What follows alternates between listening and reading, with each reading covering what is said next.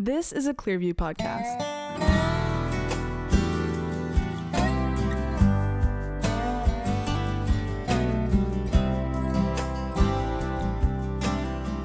Ladies and gentlemen, welcome to Carpe Mañana, the show where we talk about how to capture tomorrow today. Thank you guys so much. Those of you who are tuned in on the radio, those of you who are listening through iTunes, really appreciate you guys listening to us. Maybe you're listening on a different podcasting platform. Thank you guys so much for checking the show out. While you're there, make sure you leave us a rating and a review. Helps us to stay visible and helps you to stay connected with all of our future content. Guys, we want to go around the circle and introduce ourselves for the benefit of our listening audience. Maybe somebody's tuning in for the first time this week. We want them to get to know us and what we do here. So to my right is Abidan Shah. I'm the lead pastor at Clearview Church. And to my right, my name is David Williamson. I'm the media specialist and student worship leader here at Clearview. And to my right, My name is Rebecca Shaw. I'm the children's ministry coordinator and the events planner here at Clearview. And to my right, John Galantis. I'm the pastor of worship and media at Clearview Church. And to my right, I am Kelsey McKeel. I'm the theater and kids activity coordinator here at Clearview. And to my right, I'm Ryan Hill, and I'm the pastor of students and assimilation here at Clearview Church. And guys, we want to take a second and talk to you today about everything that's happening in the world. You know, nobody's a stranger to what's going on. It's been all over your news feed, all over whatever media outlet you go to for your information. So we want to talk to you about everything that's happening, but we want to take a little different spin and talk about how we can find hope in crisis. Dr. Shaw, you want to tell us how we're starting off today? yeah, hope in crisis. yeah. It really has been a burden on my heart, and I know it's on each of y'all's hearts as well, is that at a time like this, you have an option. Either you can choose hope or you can choose fear. And unfortunately, we are seeing a lot of people who are believers, right? Yep. And who have the Holy Spirit in their hearts, right? And the Holy Spirit is a spirit of hope.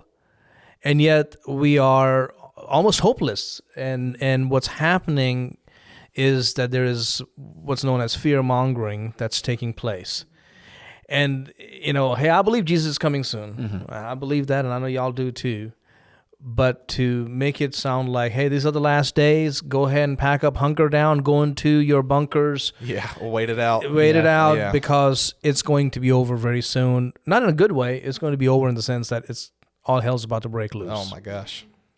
And things like that really bother me because this all under the guise of Bible and scripture that all this is said, but it's hopelessness. Yeah. And it's got nothing to do with the Word of God. Have you seen that in the past? Have you seen like people try to use current events or topical things that are going on in America as a basis for the end times actually coming? Oh, yeah. Well, always have. Right. There's always been people who have done that. I've done that at times, and that's okay to do to some extent, where you say, hey, look, these things are happening. Could it be that we're near the end? Look, we've been near the end for 2,000 years. We're living in the last days. And the last days don't have to be day 1, day 2, 24-hour days. It's the whole period. Right. Ever since Christ ascended, the last days began. So, it's okay to do that. But when I see people doing it more just for, at one time it was financial benefit, trying to sell their books or get people to come to their prophecy conferences. But now it's more about like my post. Yeah. I'm going to put a post up here. I want you to come like it. So I'm going to say the most jarring thing, shocking thing, the most hurtful or hateful or depressing thing, and I want you to come like it and share it. And you don't get any money out of it. Of course, Facebook makes all the money. Yeah. That's true. But it's about attention. Yeah. People Facebook's want attention. loving it. We talked about that a little bit Sunday night in our meeting with Illuminate, our student ministry, about how everyone is essentially a journalist now. Yeah, by the way, you did a great job on that sovereignty of God. Yeah, definitely. In our college and awesome. career, we were watching you. Oh, thank you. Yeah, we had a watch Thank you, party guys. going with our Converge group. Yeah, Yeah, I it was watched it as well. Yeah. It was a lot. It was interesting because there weren't a lot of people in attendance, but we had a lot of people joining us. You guys were on the live stream. There were a lot of students and families tuned in as well. But we talked about, with social media now, everyone is essentially a journalist. Yeah. And you have this platform that didn't exist years ago where you can get your thoughts out there and you can write an article and you don't really have to have any sources. You just put things out there and it's often just digested as fact. And everybody is posting as if they're an authority. Right. Yeah. You know, and here's my statement. Why don't we all shut down the country? And I'm like, really? Do you even know the implications Yeah. of that? typically the people that are saying that don't own businesses Or and they don't even work. Yeah, a lot of them don't work or don't have businesses, so they don't know what they're saying. Many times I want to say, you're going to be okay because you don't get out anyways. Yeah. Yeah. Why are he so concerned about making the rest of us not get out? And again, we're going to talk about that hopefully in this show about, yes, we need social distance. Yes, there was a time and there are a few more days left to make sure we do keep our distance, don't get out if you don't have to, those kind of things. But to say that, hey, we need 6 more months of this shutdown, we Yeah. really do. Really? Do you even understand what you're saying? Yeah. When you're in like a personal setting, when you're talking to somebody face to face and they have that fear mongering going on, what is your response normally? Like, how do you tell them or shine light that what you're doing, you might not know it, but it's wrong? Typically, I get angry. In person? I get angry because, like just yesterday, I got or day before yesterday, a gentleman sent me a text late at night. So it was past my bedtime. So my phone usually goes on silent mode. So I didn't hear it ring or I didn't hear the text come in. And the problem he was facing was he just had surgery. Now he had been talking to me about this, how he was going to budget this, budget that. And, and he works, he doesn't make that much money. Right. And then he had the surgery, and then this happened. Yeah. Nobody could have predicted. He's been working towards this surgery since like October. Wow. Yeah. And he was working towards how he's going to do this, do that. February he had the surgery. Oh, I think in March he had the surgery, and next thing you know, this happens. And guess what? He went back to work, and they called him in the office and said, "We're going to have to cut your hours." So his text to me was, "Please pray for me. I don't know what's going to happen now." That's insane. How do you deal with like misinformation when people who do speak, kind of like you were saying, Ryan, when people speak as such an authority, but they're misquoting or misusing medical experts who are in the field, and they're saying, "Hey, this is what the medical experts are saying. We have to shut the country down." I mean, what would you say? Well, I would tell them, be discerning. Yeah. I mean, right? Just like you guys are discerning. You don't just listen to everything and anybody out there. Right. So let's go back and ask the question, where did this begin? Why did we come to this point? Right. All right. So what happened? I mean, if you've been watching the news, I did some research for my benefit. You hear a lot of stuff and all the information out there. So I said, okay, look, I'm going to go out there and do some research. Right. And I spent some time in Barnes and Nobles and the magazine section, some books and all that. Spent some time there yesterday just to make sure my data is correct. It's not just Facebook or Google. You didn't just share an article someone wrote that sounded good. Yeah. Right. I was like, I want to make sure I have the right data. Right. So it all begins in December of 2019, where people were getting sick in this province in China. We heard of Wuhan. Right. Right. And so the Chinese government kind of kept it hush hush because they were coming in really sick with this flu-like sickness, but it was not really flu. Right. But the typical therapies and typical medicines were not working. And so, an ophthalmologist, Chinese ophthalmologist, tried to raise alarm and say, hey, something is happening. People are getting sick. We got to do something. And the government tried to silence him and said, if you do that again, we're going to deal with you. Because he got on a chat. Right. With some of his friends to talk about how he was in this hospital in Wuhan and these people are coming in and they have this sickness. And then one thing, and I'm kind of fast forwarding. Right. One thing they began to notice is that most of the people who were coming in sick had some kind of a contact with the Hunan fish market in Wuhan. Right. Somehow they were all connected to that place. So they began to kind of connect the dots and say, there's something coming out of this place or somewhere here. There's a common denominator Yeah. here. Right. Yeah. And now I did some research again to see what this fish market was like because, of course, in the articles they said the sanitation was horrendous. Right.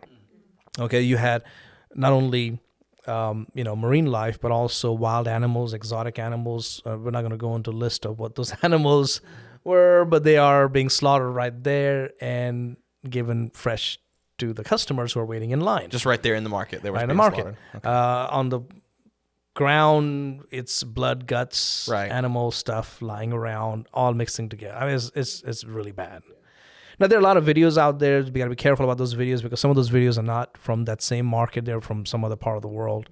So a lot of disinformation out there too, or misinformation. So anyways, so they began to see that it's coming from this part of the country. This is this market. And then, of course, on January 20th, they finally came to the point where the president got before the people because they're really alarmed now. What's happening? Why are these people dying? And it's not like thousands of people were dying, just a few hundred, I think something like that, if I'm not wrong. And the same day he did that, the Chinese people had come together in Wuhan to celebrate the Lunar Festival. And from what I read about it, it's like a big potluck in Wuhan. Okay. Okay. It's kind of gross. Great. And thousands of people gather, and Yeah. it's a big deal. Wow. Yeah. So I actually went and did some research to see what this looks like, or it's not just in Wuhan; it's all over China. People travel everywhere. Wow. But in Wuhan, especially where this sickness is going on, Right. thousands of people gathered, 40,000 to be exact. Of course. Other than the people who already lived there, 11 million or whatever. Okay, Uh-huh. it's a big potluck, and you can imagine what's about to happen. Yeah. So I mean, it's sad. I mean, we laugh about it, but it's really we're not laughing at it. We're just laughing at the, this. Like how ludicrous it is. Just It is. the ridiculousness of it. Yeah, exactly. Yeah. So if this was something that we have known about since December, why is it just now becoming such a huge issue? Like, it didn't seem like there was any issue at all, and I still don't really see how it's too big of a deal, but why is it just now blowing up to where we're like locking places down?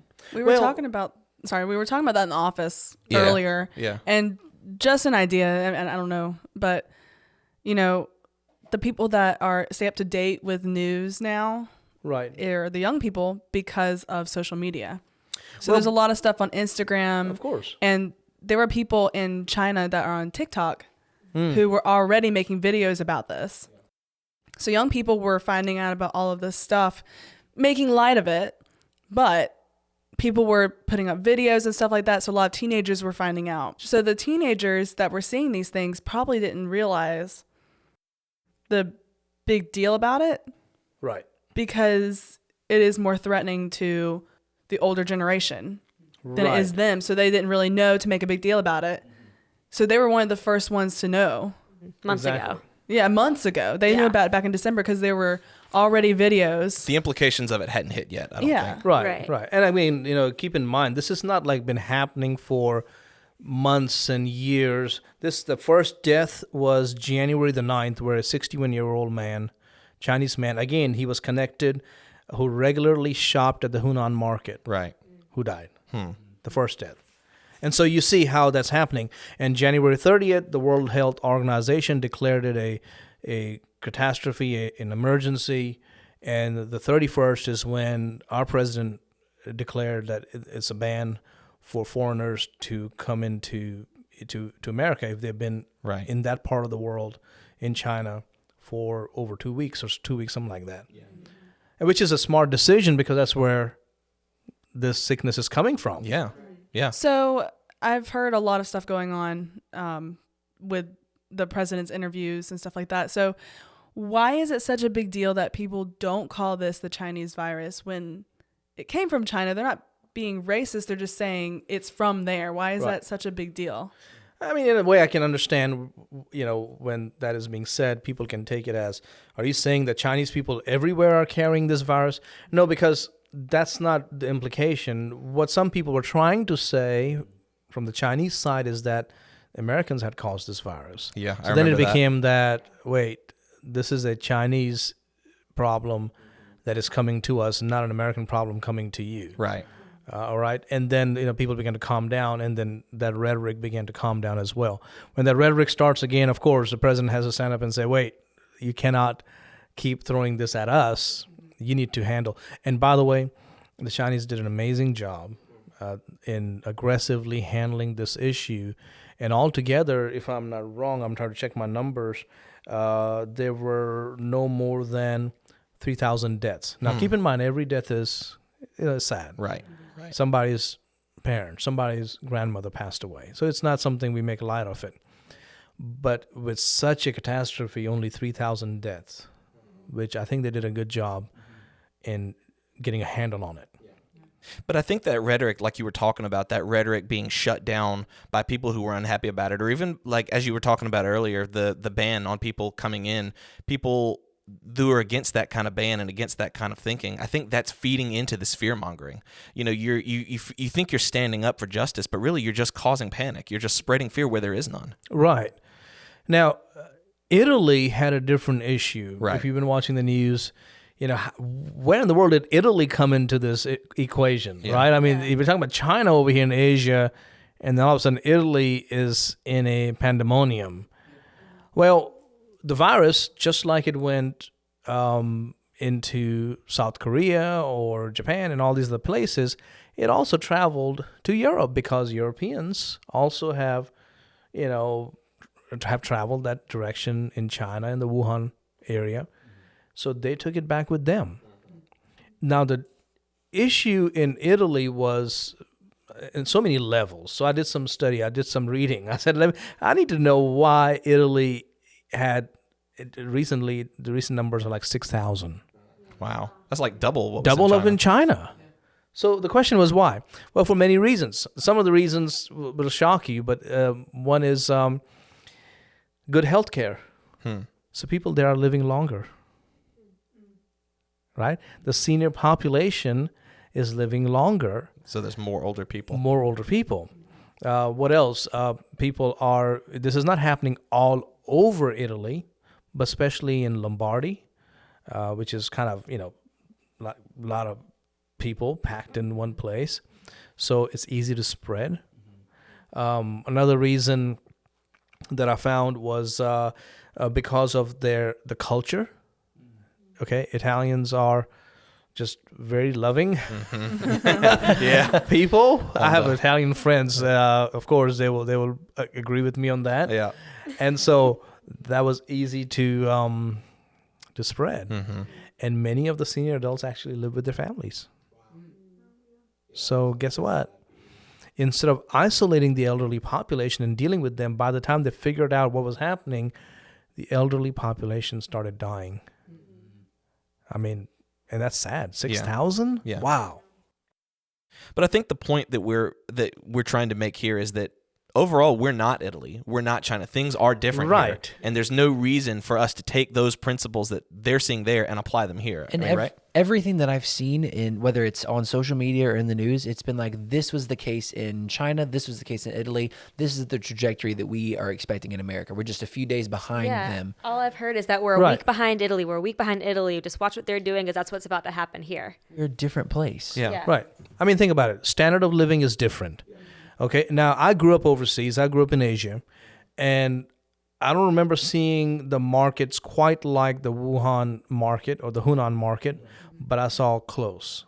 I mean, I saw places where, I mean, I think about it, I dreaded going because it was a fish market, or, you know, animals were slaughtered and it stunk and it was not.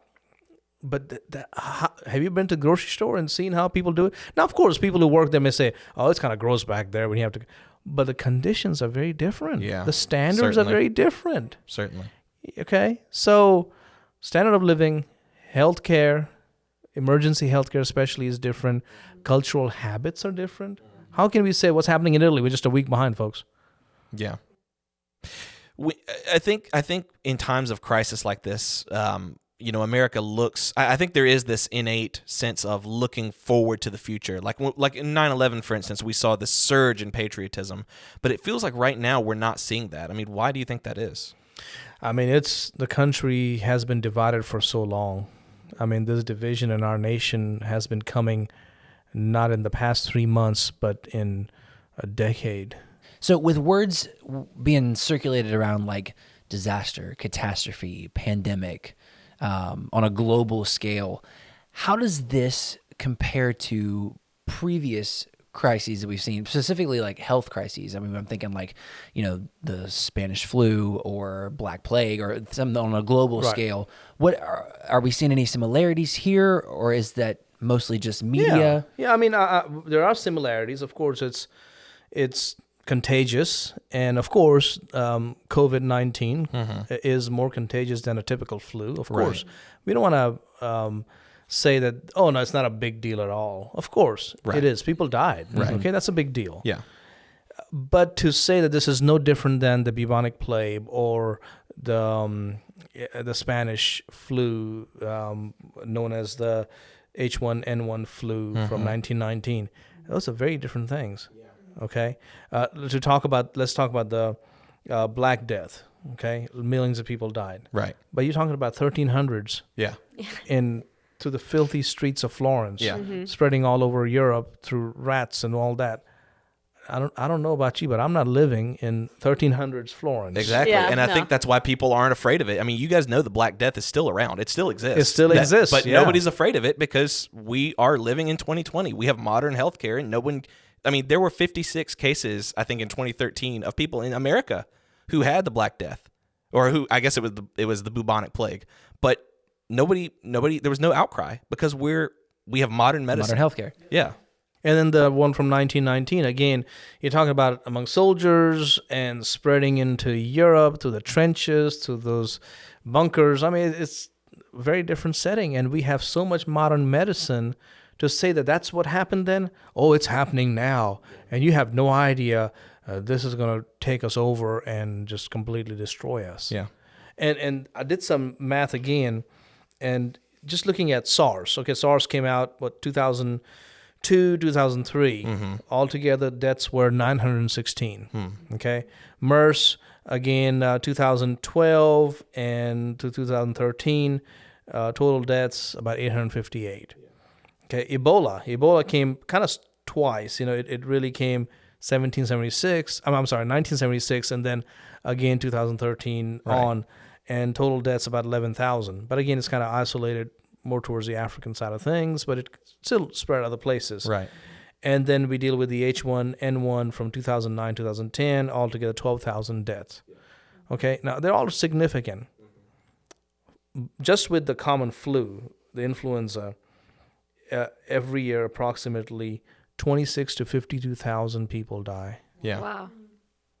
Okay, and right now with COVID-19, we're nowhere close to that point. Right.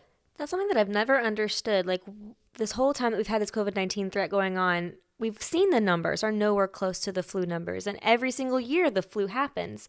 Why are we freaking out so much about COVID-19? I think it's social media. Yeah. Like Rebecca said, social media has made it such that we feel like we're so connected that what's happening in China or what's happening in Italy is happening here. Yeah. And we feel like it's happening here, it's happening now.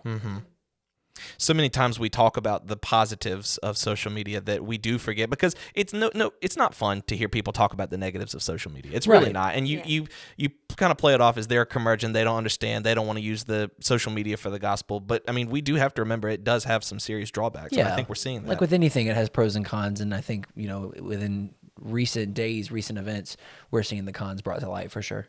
Yeah, and it's sad to see. I understand when people out there are trying to get attention. They want their posts to be liked. Right. It's just a egocentric human nature. Like my post. Come on, like it. More likes makes me feel good. I'm going to keep checking it like a Wheel of Fortune. Keep checking it to see what comes up next. Ooh, I opened up again. Oh, I got 2 more likes. I'm going to come back again in 5 minutes, check it again. It's a Wheel of Fortune. The whole thing is people want to be social media influencers so bad. Oh, yeah. Like, Yeah. there's people, there are people whose their dream is to be a social media influencer, and they're not going about it the right way. I mean, social media influencers typically don't post negative things because people don't want to see that. Yeah. Right. Yeah. Right, exactly. I mean, you handle all our media in that sense. I mean, imagine if you were to post all negative stuff. Yeah. Nobody would like it. Nobody would like it. Every Some of our time most someone- popular posts are the most positive ones. Yeah. You don't want every time someone sees your username, they get scared. Right. Yeah. Right. Or they feel dread or something. Yeah. Yeah. Well, I think that kind of circles back to what we're talking about today is finding hope in light of that crisis. Because whether, wherever we fall on the spectrum, whether this is, it is a legitimate, global health pandemic and the virus is knocking at our door, or we think that, maybe this is media hype and it's blown out of proportion, or whether you're somewhere in the middle, we have a crisis on our hands. Of course, yes. So how do we go about finding hope and then bringing hope to other people in light of that crisis? I mean, I'll definitely say follow the guidelines. Yeah. The guidelines have been given to us. Wash your hands, right? Wash your hands. Don't touch your face. Even here, I mean, I had, Yeah. did that number Little stuff. and I'm like, wait, what did I just do? Yeah. All Same. right. Clean the solid surfaces. Make sure that's done. Avoid contact with people who are sick. If you are in that elderly bracket and you have, underlying health issues, you have no business getting out right now and going out there hanging out by the hospital or something. You're gonna get sick, okay? And I believe our people are smart. They know. You don't feel good, don't go there. And looking at it from a children's ministry coordinator perspective, You see a lot of those coughs in your face. Yeah. In Well, I your was face, actually really. going to talk about the way that we can help kids understand how to use social media and technology for later on, so that they're not following in our footsteps. Right. You're talking about little kids? Little kids, yeah. Yeah.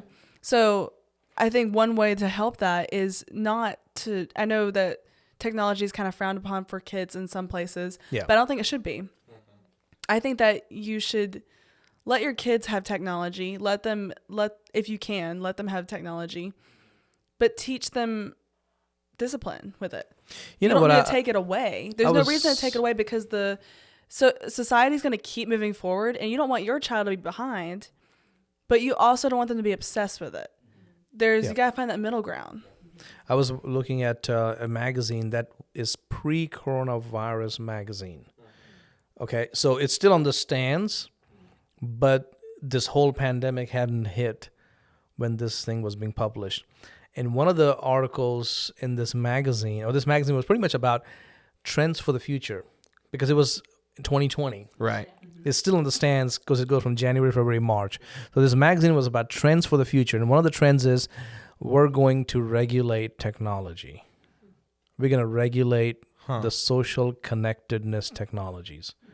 It makes all the sense in the world. Now, I don't like it. I think people need to have the freedom. But looking at this, I'm like, wow. Yeah, I see the need. If you're going to incite fear, somebody needs to talk to you and say, would you please not post things that get people scared? Yeah.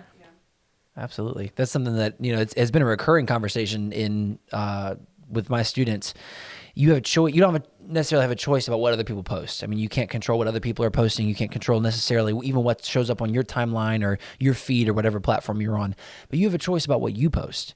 You have a choice about what you put out there. So don't feed the machine. John, you said that the other day, and I think that term fits perfectly. Don't feed the machine of negativity, but use this as a platform to get the gospel out to people. Right. And if you don't know what you believe, don't post. Don't Right. post. Yeah. Just hold off. Just don't post. And Just hold off. And you are not keeping people informed. You're not the experts. You're not the medical experts. Now, if you are the medical experts, then by all means, but you're not. Most of us who are posting are just spreading fear. Yeah. So you're not keeping the public informed. You're not providing a public service. Hey guys, I'm really scared right now. Yeah. And but would you join me in big prayer for all the fear that's Well, even the medical professionals. what are you doing? Yeah. Even some of the medical professionals, they don't need to be taking the political stand that they are. Yeah. Yes. Yeah. Hey, look, if you need some ventilators, if you need some gloves, if you need some masks, you have no business getting on social media. Hey guys, I'm on the front line right now, and I can go ahead and tell you that this is really, really bad. What's happening? What are you doing? Yeah. Don't do that. Why aren't you going to your administrator, your hospital administrator? Why aren't they going to the FEMA channel? Why aren't they going to the federal level and saying, we need some help here? What are you doing taking to social media? Yeah. Personally, I think your license needs to be revoked. Yeah. When you're talking to people that don't understand what you're talking about, of course it's going to scare them. Yeah. Using big Yeah. words, it's going to scare Throwing them. the jargon around and stuff. The thing is, everybody in this room has access to what the medical professionals or to wherever you're getting your information from. We have that information too. We're in the information age. So you're not keeping us informed. You're spreading fear. Also, not only are you spreading that fear, but when you spread the fear, it makes people not want to go out. It makes people demand we need a lockdown, and it's affecting our economy. It's not just you're getting this That's a big point. public Yeah. service Yes. out. People are losing a lot. Yeah, people are losing their jobs. People are losing their businesses because you think you're informing people. Like, Yeah. what is that about? And I saw another post from a person, and she said, I just lost my job. Yeah. And, I thought about it, wow, so sad that here's another family that just lost their job, and this fear-mongering continues. And it's up to us, especially as believers. Don't do that. Yeah. Don't do that. Don't get behind social media, get behind your computer or your phone and start saying things that will only breed fear and hopelessness. Please stop, That's right. and don't do it under the guise of, guys, I want you to come together and pray because I think it's about to get worse. Yeah. Like, what? You're scared and you want us to be scared with you. Yeah. That's what Yeah. it is. Spread hope. Start saying things like, God is in control. Yeah. God has a plan and everything. And frankly, I'll be honest with you. I don't care for those posts about how God is judging America. And well, come on. Yeah. I don't know Yeah. what God's Why are we doing. doing that? Yeah. Why are we saying that? Under Are you the sure guise of God is judging Christianity, America? too. Yeah. So Are we- there's two things that I've noticed in social media that just they still bring fear, even though they're trying to make people feel good. Or maybe spiritual, but it didn't make me Yeah. spiritual. It made me go, oh boy. When people Yeah. post, Yeah. when people post like It's a different kind of spirit. verses, when people post verses, but they do it in a way that makes you feel uncomfortable. It still brings fear. Like, I know you're quoting a Bible verse, but Get in your house, lock the door, the fury will pass soon. Yeah. Like, or when no, people no. Thank you very or much, when modern day people prophet. post, I feel it's my responsibility to inform everyone. Like, It's if I have not. information, I'm like, I'm sorry, it's not your responsibility. Who gave you that responsibility? Yeah. Nobody. I think those three words, we can just revisit them, that just we need to blare across every platform. Just don't post. Don't post. If Don't you, post. if you, it's if, not your responsibility. Just don't. You're not a doctor. You're not. Yeah. You're And not. nobody Just Not a stop. statistician. Yeah. You're not a pastor if you're posting like all this stuff about how you should be afraid because of like you're not supposed to be speaking into this area, so don't speak at all. Yeah, and us telling you not to post is not censorship, by the way, because a lot of people I feel like are Right. going to say that. That's not censorship. That's us telling you to be wise. Yeah. Think about the implications that your post is going to have. Exactly. Hey, listen, what does God say? What does the Bible say? 2 Timothy 1:7, for God has not given us a spirit of fear, but of power and of love and of a sound mind. Why don't you spread power, love, and sound mind? That's right. Tell people to trust the power of God. Tell people to love one another and care for each other. Tell people to reason and discern what's happening instead of just going with the flow. But a sound mind, when you look up the definition of sound mind, it means peaceful. When you post things like that, you're being very emotional and unstable. Unstable, yeah. So that's not a sound mind. You're already sinning right there. You are the salt, not the red pepper of the world. There you go. man, write that down. It just came to me. Should I put it as Write the that episode down. title or? Send us You're your not t-shirt the- designs to Carpe Manana at clearviewbc.org. Wait, I got another one. You're the light, not a strobe light. Okay. Oh. Okay. All All right. right. So we're going somewhere. Right, with store this. is- those are trademarked now, so don't The anybody store try at to carpemanana.com is live. Go ahead and get your t-shirts. So Bumper written stickers, down, killer. sheet, trademark. No. My professor, my mentor, Dr. Maurice Robinson, of course, I did my PhD under him. Right. He sent me a text yesterday, and text said, Pilate washed his hands. Why not you? My man. So I texted love him back. that. I said, where did you find this? He said, I came up with it. So I'm like, wait a minute. So I Googled it. Guess what? He came up with it. Oh, Pilate washed, and then he sent to me another text says 25 cents per use. Oh no. All right. Well, hey, look, I can fork over 25 cents to put Yeah, that on that's a right. t-shirt. I like that. Pilate washed his hands. Why not you? Well, guys, thank you so much. This was probably one of my favorite episodes Definitely. so This far. was a great episode. And so, even just for us sitting in here, it brought about such a sense of hope. I keep going back to what you said, Dr. Sean, what we've echoed over and over again. We are going to get through this. Yeah. There is another side to this. We are going to make it through this, whether it's in a week, whether it's in 2 weeks, or however long it takes. There is another side to this. This will eventually be a point in our history. We hope that was encouraging to you guys listening as well. If you guys have a question or a comment about anything that we said in the episode, make sure you send us an email to carpemanana@clearviewbc.org. We want to hear from you guys. We want to know how you're dealing with everything that's going on, and we want to know that this episode instilled some hope in you as well. Feel free to share it with your friends and family, and make sure you tune into the radio same time, same station next week. And if you're not already, make sure you subscribe to our podcast so you can stay up to date with all future episodes. Thank you guys so much, and we'll see you next time on Carpe Manana.